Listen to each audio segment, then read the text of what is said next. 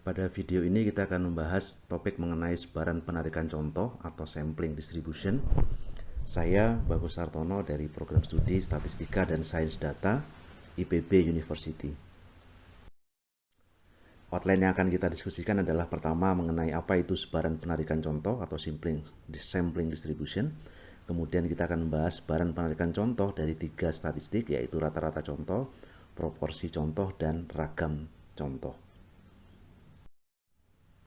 Kita mulai dengan yang pertama. Perhatikan hasil quick count dari beberapa lembaga survei ini pada saat Pilkada 2017 di Provinsi DKI Jakarta untuk putaran 2. Ada 2 kandidat yang waktu itu berkompetisi, dan ini adalah beberapa hasil dari quick count yang diselenggarakan oleh berbagai lembaga survei yang berbeda, SMRC, Voxpol, dan sebagainya. Apa yang bisa kita dapatkan? Persentase suara dari satu pasangan itu berbeda-beda dari satu lembaga ke lembaga lain. Jadi kita bisa lihat misalnya untuk pasangan Anies Sandi, SMRC menghasilkan nilai 58,06,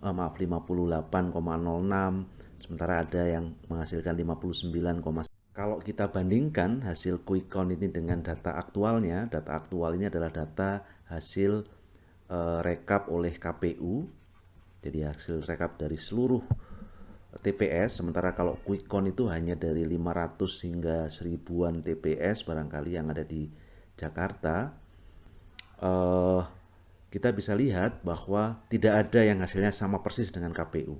KPU menghasilkan angka 57,96% untuk pasangan Anies Sandi, dan tidak ada yang persis sama dengan itu.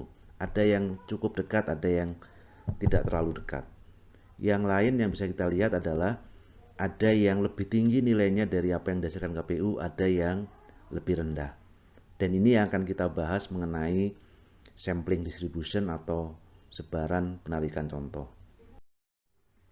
Secara umum, perhatikan kalau kita punya suatu populasi, dari suatu populasi itu kita bisa menghitung beberapa parameter, misalnya rata-rata yang kita notasikan mu, ragam, dan simpangan baku, sigma kuadrat dan sigma, yang umumnya nilai-nilai ini tidak kita ketahui.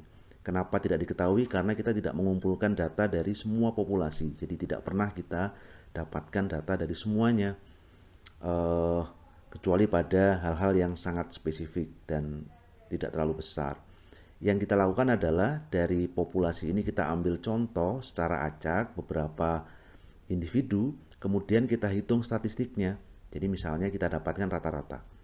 Jadi ini kalau kita lakukan sekali, kita akan dapatkan rata-rata yang kita notasikan X bar 1. Kemudian kalau orang lain melakukan hal yang serupa, melakukan proses pengambilan contoh acak, mereka akan dapat rata-rata dari contoh acak tadi yang nilainya X2 atau X bar 2, dan seterusnya. Kalau kita lakukan berkali-kali, lembaga surveinya beda-beda seperti yang contoh sebelumnya, kita akan dapatkan nilai-nilai yang berbeda-beda rata-ratanya. Dan nilai rata-rata yang merupakan salah satu statistik ini yang berbeda-beda ini kita katakan punya sebaran. Jadi karena nilainya beda-beda tadi, jadi bukan sebuah konstanta tapi suatu random variabel yang punya sebaran.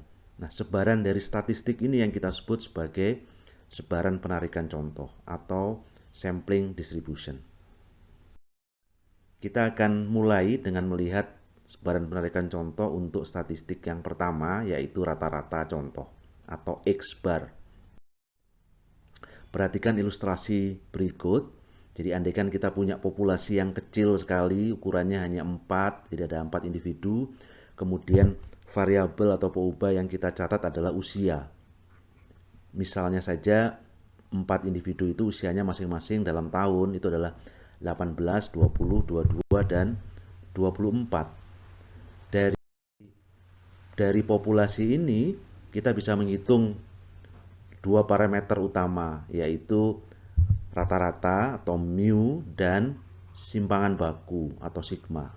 Yang nilainya kita dapatkan untuk rata-rata atau mu tinggal kita jumlahkan dibagi 4, 21 nilainya, dan sigma atau simpangan baku kita dapatkan 2,236. distribusi dari data kalau kita gambarkan bentuknya seperti ini, karena cuma ada 4 ya, masing-masing ada 1/4 dari populasinya 18, 20, 22, 24, nilainya beda-beda dan sebarannya kira-kira seperti sebaran seragam, distribusinya jadi uniform. Kemudian perhatikan seandainya dari populasi yang 4 orang tadi kita ambil contoh, kita ambil sampel berukuran 2 dan pengambilan sampelnya ini dengan pemulihan atau sampling with replacement, maka akan ada 16 kemungkinan ini. Jadi yang pertama adalah misalnya orang yang pertama umurnya 18, yang kedua juga 18 karena bisa terpilih kembali orang yang tadi. Kemudian ada yang 18, 20, jadi ada 2 orang, 18, 20 dan seterusnya. Ada 16 kemungkinan. Kalau kita hitung rata-rata dari setiap kemungkinan, kita akan dapatkan seperti ini. Jadi kalau yang kita ambil adalah 18, maka kita akan dapat rata-ratanya adalah 18. Kalau kita ambil misalnya yang 22, 24 ini rata-ratanya adalah 23 dan seterusnya. Jadi kita juga punya 16 kemungkinan nilai rata-rata contoh.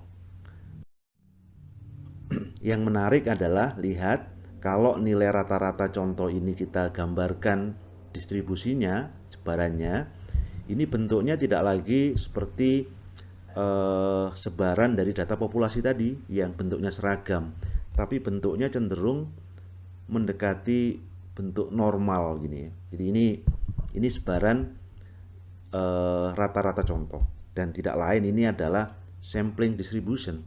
Jadi sampling distribution dari rata-rata contoh. Selanjutnya kalau kita telaah lebih jauh nilai-nilai rata-rata tadi, kita bisa dapatkan kalau nilai rata-rata yang kita dapatkan tadi ada 16 angka tadi, 16 bilangan tadi, kita rata-ratakan, maka rata-ratanya itu dari 16 bilangan ini kita akan dapatkan 21. Persis sama dengan rata-rata dari 4 orang di populasi tadi, 18, 20, 22, 24 tadi, ini rata-ratanya 21 tadi. Jadi persis sama dengan itu. Kemudian simpangan baku dari rata-rata, jadi bukan simpangan baku dari data populasi tapi dari rata-rata. Jadi X bar I tadi ada 16 tadi dikurangi dengan 21 karena rata-ratanya 21. Ini kalau kita cari simpangan bakunya kita dapatkan 1,58. Kalau saya sandingkan apa yang kita dapatkan, ini populasi yang ukurannya 4, rata-ratanya 21 dengan simpangan baku 2,236. Rata-rata contoh dengan N-nya 2 tadi, kita akan dapatkan rata-ratanya sama dengan rata-rata populasi. Jadi rata-rata dari rata-rata contoh itu sama dengan rata-rata populasi. Simpangan bakunya lebih rendah, 1,58 dari populasi. Yang nanti kita akan lihat di belakang, ini kita bisa dapatkan dari 2,236 dibagi dengan akar 2. 2 itu adalah sample size-nya, N-nya. Terdapat sebuah teori yang sangat populer dalam sampling distribution ini, yaitu teori yang kita sebut sebagai dalil limit pusat atau teori limit pusat, yang mengatakan bahwa kalau kita punya populasi dengan nilai harapan sebesar mu, nilai harapan itu adalah rata-rata, dan ragam sebesar sigma kuadrat, kemudian dari populasi ini kita ambil contoh secara acak berukuran N, dan N-nya ini sangat besar atau besar N-nya, maka yang bisa kita dapatkan adalah yang pertama, rata-rata contoh tadi yang kita dapatkan ini akan punya sebaran yang mendekati normal, seperti yang kita dapatkan di gambar sebelumnya tadi. Jadi rata-rata itu sebarannya akan mendekati normal. Dan ini akan semakin mendekati kalau N-nya atau ukuran contoh ini semakin besar. Kemudian yang kedua yang perlu diketahui adalah rata-rata tadi punya nilai harapan sama dengan nilai harapan populasi. Jadi sama dengan mu. Dan ragam dari contoh ini adalah sigma kuadrat per N. Jadi ini adalah teori limit pusat. Beberapa sifat utama yang kita dapatkan dari teori limit pusat tadi adalah nilai harapan dari rata-rata contoh itu sama dengan mu. Jadi sama dengan nilai harapan populasi. Jadi sekali lagi, nilai harapan dari rata-rata contoh itu sama dengan nilai harapan dari populasi. Dalam konteks ini di statistika kita kenal sebagai istilah penduga yang tak bias. Jadi rata-rata contoh itu adalah penduga yang tak bias bagi rata-rata populasi. Kalau kita gambarkan, ini kira-kira yang disebut tak bias ini, seandainya titik tengah yang warna kuning ini adalah targetnya, dugaan kita rata-rata contoh tadi itu ada yang di atasnya, ada yang di bawahnya. Kira-kira seperti ini. Atau kalau kita gambarkan dalam bentuk lain, seandainya ini adalah target dari yang mau diduga, mu, rata-rata contoh itu akan ada kadang-kadang di sebelah kanannya atau lebih tinggi, kadang-kadang lebih rendah gitu ya. Tetapi umumnya akan mengumpul mendekati nilai mu-nya ini. Jadi gambarnya ini, kurvanya ini tinggi, ini berarti bahwa umumnya akan ada di sekitar sini. Kadang-kadang ada yang di sekitar sini, prediksi kita atau estimasi kita, maaf bukan prediksi tapi estimasi kita, tetapi jarang terjadi. Yang kedua adalah mengenai sifat keragaman dari rata-rata contoh. Jadi yang harus dipahami bahwa kalau kita mengambil contoh dengan ukuran yang semakin besar, maka ragam dari rata-rata itu akan semakin kecil. Jadi lihat tadi bahwa ragamnya itu sigma kuadrat per N, sehingga kalau simpangan bakunya tinggal kita akarkan menjadi sigma per akar N. Simpangan baku dari rata-rata ini kita sebut sebagai standard error, di mana standard error itu adalah sebuah nilai yang kita bisa pakai sebagai ukuran seberapa dekat dugaan kita terhadap nilai sebenarnya. Semakin besar N, ini simpangan rata-rata contoh terhadap mu, terhadap yang sebenarnya, itu akan cenderung semakin kecil. Seperti yang digambarkan pada dua kurva ini, yang warna gelap, hitam, itu adalah ketika N-nya kecil, ukuran contoh kecil, lebih lebar. Jadi ada yang kemungkinan mendapatkan rata-rata jauh dari mu, tapi kalau ukuran contohnya semakin besar, maka ini akan semakin ngumpul di sekitar mu. Jadi tidak atau kecil peluangnya kalau N-nya besar, itu kita dapatkan rata-rata contoh yang jauh dari mu. Sehingga sekali lagi kita katakan semakin besar N, maka standar error atau galat bakunya akan semakin kecil. Kemudian kalau kita bicara bentuk dari sebaran penarikan contoh untuk rata-rata ini, andaikan kita punya populasi yang sebarannya normal, maka secara teori bisa ditunjukkan bahwa rata-rata contoh itu juga akan punya sebaran normal berapapun nilai N. Jadi mau N-nya besar, mau N-nya kecil, kalau aslinya itu datanya normal, maka rata-rata akan normal. Tapi kalau datanya itu tidak normal, jadi misalkan pada contoh ini menjulur ke kanan, jadi kalau data populasi tidak normal, maka rata-rata contoh itu distribusinya menurut dalil limit pusat itu akan menyebar normal kalau N-nya besar. Jadi kalau N-nya kecil tidak sangat normal, tapi begitu N-nya semakin besar maka akan semakin cenderung mendekati normal. Jadi ini menurut dalil limit pusat. Seberapa besar N tadi yang kita sebut sebagai besar tadi itu, jadi ini besar ini dalam prakteknya berapa supaya sebaran dari rata-rata tadi mendekati normal. Tidak ada teori yang bisa kita temukan, tetapi hasil dari simulasi, hasil dari empiris yang bisa dikerjakan adalah ini umumnya kita akan dapatkan pada saat N-nya lebih dari 25. Beberapa buku menyebutnya 30 atau lebih. Tapi perlu diingat bahwa pada sebaran-sebaran yang populasi asalnya itu sangat tidak simetris, ini yang umumnya akan diperlukan N yang lebih besar dari itu. Jadi Anda yang tertarik bisa menggunakan aplikasi yang kami buat dengan alamat ini untuk melihat proses simulasi ini. Kami berikan capture dari beberapa yang bisa kita dapatkan dari aplikasi tadi. Jadi ini contohnya, misalnya populasi asalnya itu distribusinya seperti ini. Ini distribusi yang kita sebut sebagai Chi-square. Jadi ekornya ke kanan ini Chi-square dengan derajat bebas 1. Kemudian kalau kita ambil dari populasi ini contoh berukuran 17, kemudian dari setiap kali kita ngambil kita hitung rata-ratanya, maka rata-ratanya bentuknya seperti ini. Tidak sangat mendekati normal karena masih cenderung ada ekor di kanan.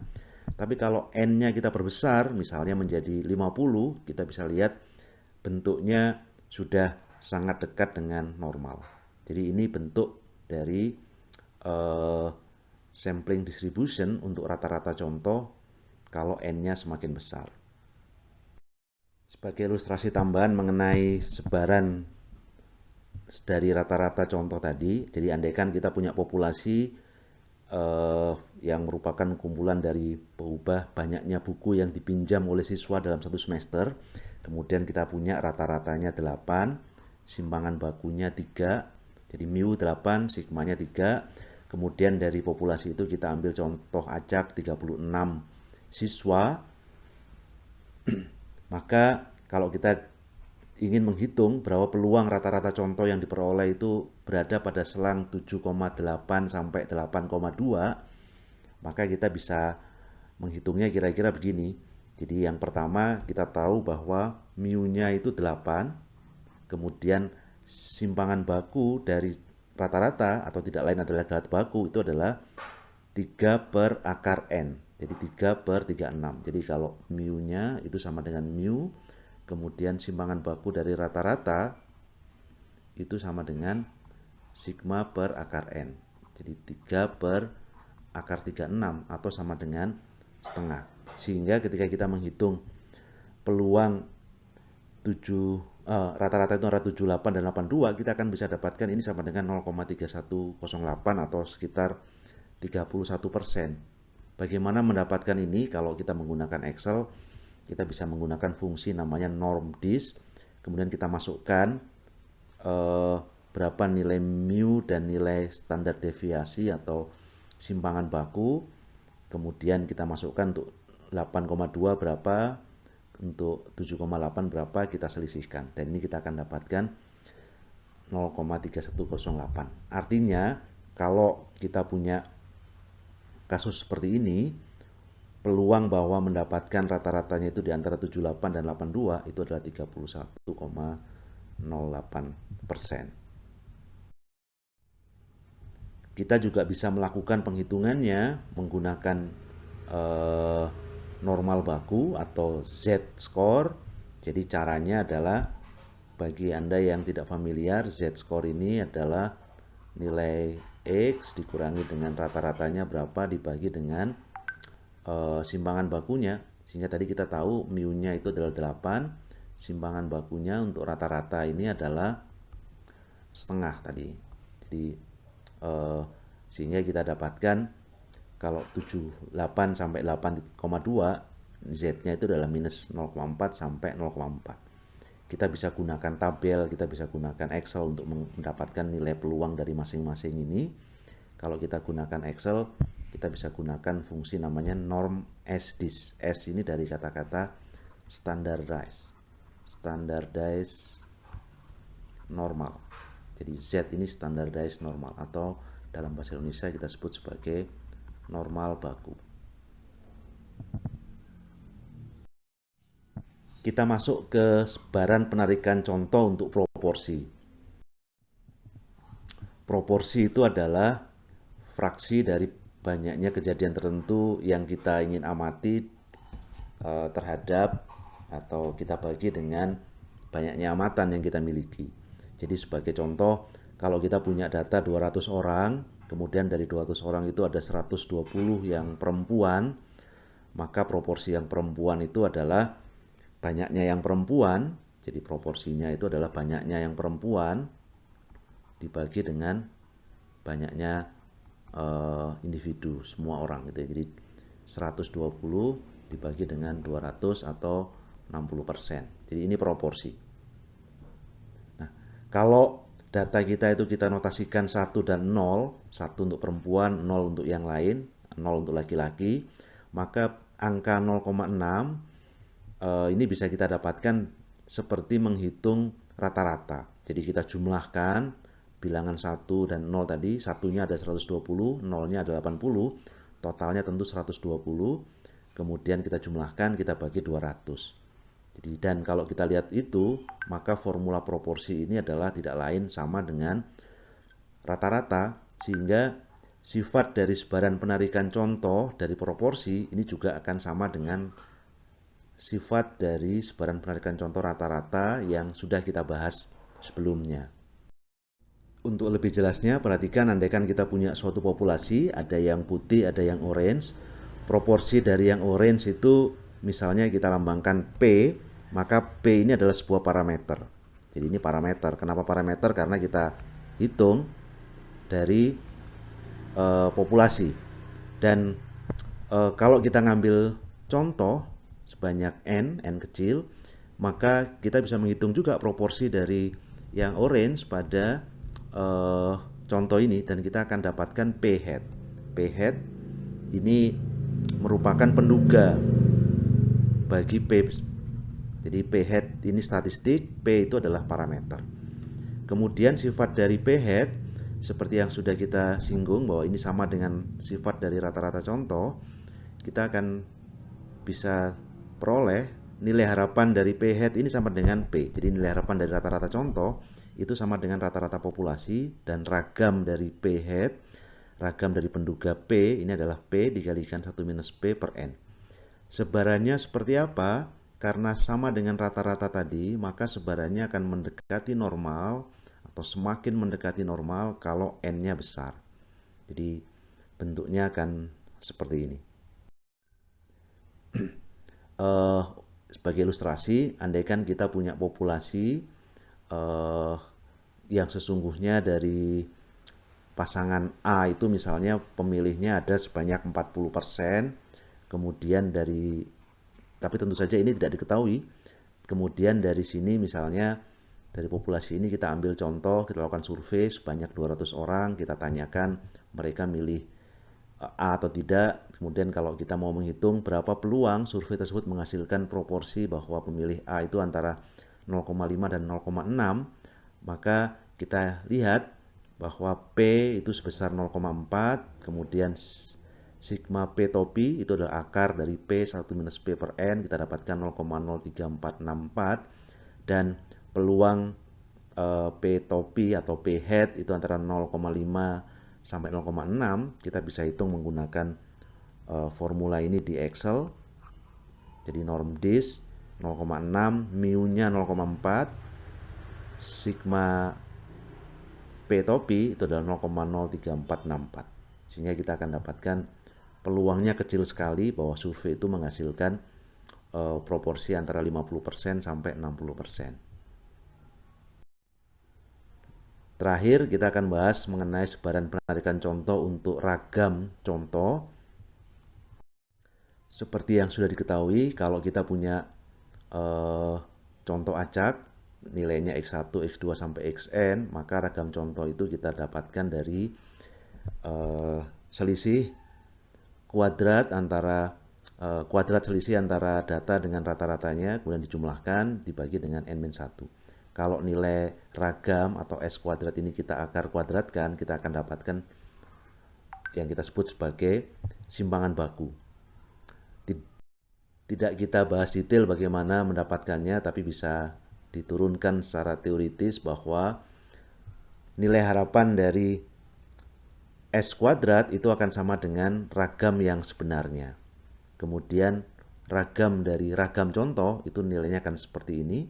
Dan kalau populasi kita itu sebarannya normal, Jadi ini hanya kalau populasi kita sebarannya normal, maka statistik ini N-1 dikalikan S kuadrat per sigma kuadrat itu akan punya distribusi yang disebut sebagai Chi-square atau Chi kuadrat dengan derajat bebas N-1.